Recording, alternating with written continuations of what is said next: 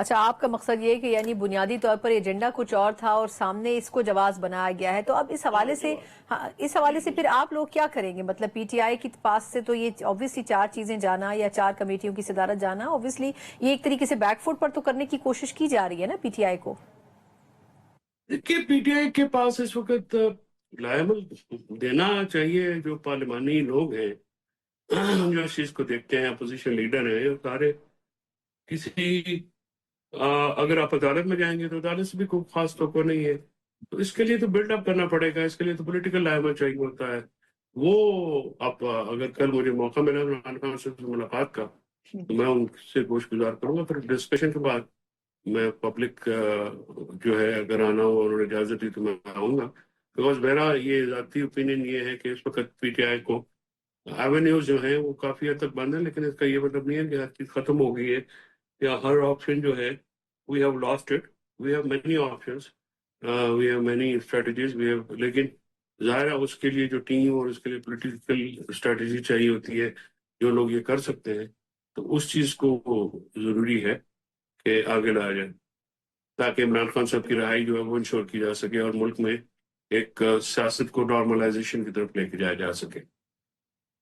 اچھا فیصل صاحب، یہ جو ابھی ہم آج دیکھ رہے ہیں کہ مولانا فضل الرحمان صاحب ایک مرتبہ پھر مطلب تنقید کی زد میں ہیں، اور اس حوالے سے جو ہے وہ ان کے حوالے سے سٹیٹمنٹ بھی آ رہے ہیں، اور یہ کہا جا رہا ہے کہ جی ان کے ساتھ بہتر بات کرنے کی کوشش کی گئی، اور شیخ وقاص اکرم صاحب خاصا ان کو کرٹیسائز بھی کر رہے تھے۔ آپ سمجھتے ہیں کہ ایسے کروشل ٹائم میں جب اور اپوزیشن کو مضبوط ہونے کی ضرورت ہے، آپ ایک ممکنہ الائے کو مزید اپنے سے دور کر دیں، یہ پالیسی آپ کو درست نظر آتی ہے؟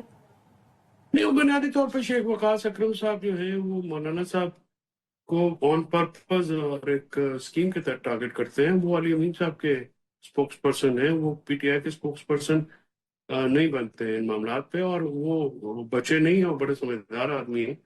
ان کا یہ رویہ جو ہے یہ پہلے بھی نقصان کا باعث بنا ہے۔ لیکن جیل میں تو عمران خان ہے، ان کا خاندان ہے، ان کو کیا، یہ تو سارے باہر بیٹھے ہوئے، تو کے پی ہاؤس میں بیٹھے ہوئے۔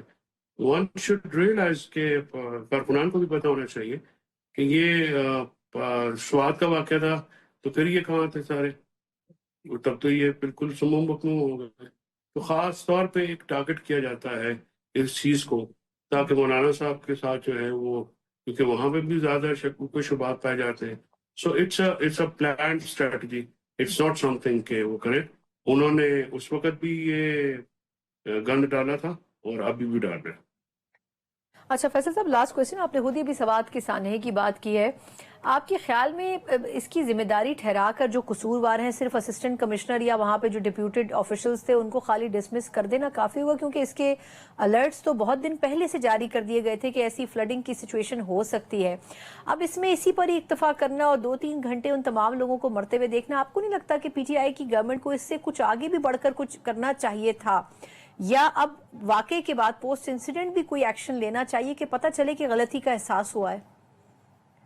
دیکھیے ڈیفینیٹلی ہونا چاہیے، یہ تو قابل دفاع واقع ہے ہی نہیں، یہ تو بہت بڑی نااہلی ہے۔ حکومت کے لوگ جو شامل ہیں ان کو بھی ظاہر ہے پوچھا جانا چاہیے۔ پھر پی ڈی ایم میں جو ہے اور این ڈی ایم میں جو ڈیزاسٹر مینجمنٹ اتھارٹیز ہیں ان کے رسپانسبلس کو کیوں نہیں پوچھا جاتا؟ مطلب ہر چیز جو ہے وہ کیا وہ آسمان سے اترے ہوئے ہیں؟ اپنا کام وہ کرتے نہیں ہیں۔ آپ ایک 1112 کا کوئی ڈاکٹر سسپینڈ کر دیا ہوگا، کوئی اسسٹنٹ کمشنر یا کوئی ڈپٹی کمشنر کو سسپینڈ کر کے، یا تو اس کی سزا دے۔ 19 بندے ایک فیملی کے جو ہیں وہ جہاں بحق ہوئے ہیں، یہ کوئی چھوٹا واقعہ تو نہیں ہے۔ اسی طرح پنجاب میں 20 بچے پاک وطن میں جہاں بحق ہوئے ہیں، اور لیکن انفارچونیٹلی میڈیا کنٹرول اتنا ہے کہ اس پہ تو بات نہیں کی جا سکتی، لیکن جہاں پنجاب میں ہو، کے پی میں ہو، انسانی جانوں کا ضیاع ہوا ہے۔ لہٰذا اس چیز کو جو ایک انسانی بنیاد، ہمدردی کی بنیادوں پہ اور انسانی بنیادوں کے اوپر دیکھنے کی ضرورت ہے۔ ان معاملات کے اوپر سیاست کرنے کی تو ضرورت نہیں ہے۔ میں سمجھتا ہوں کہ جو لوگ اس کے ذمہ داران ہیں ان کے خلاف تحقیقات کر کے قرار واقع سزا ملنی چاہیے، اور یہ جو نیشنل ڈیزاسٹر مینجمنٹ اتھارٹی اور پروونشل ڈیزاسٹر مینجمنٹ اتھارٹی ہے، جو ان سب کے، ان کو بھی میرا تو سجیشن ان کو ختم کر کے 1112 کو افیکٹو کیا جائے تاکہ ریسکیو کا ایک ہی ادارہ ہو، کیونکہ افیکٹولی جیسے ساری دنیا میں ہوتا ہے 911 ہے امریکہ میں یا ادھر، ایک اتھارٹی ہونے چاہیے۔ 25 اتھارٹیز ہیں وہاں سوائے ادھر لوگوں کو نوکریاں دینے کے یا کوئی کام دھام دھندا تو کوئی ہوتا نہیں ہے۔ تو اس پہ بھی سوچنے کی ضرورت ہے. لوکل باڈیز کو مضبوط کرنے کی ضرورت ہے. جب تک آپ لوکل باڈیز گورنمنٹ نہیں کریں گے تو اس سے یہ پرابلم ہوتے رہے ہیں، ہوتے رہیں گے.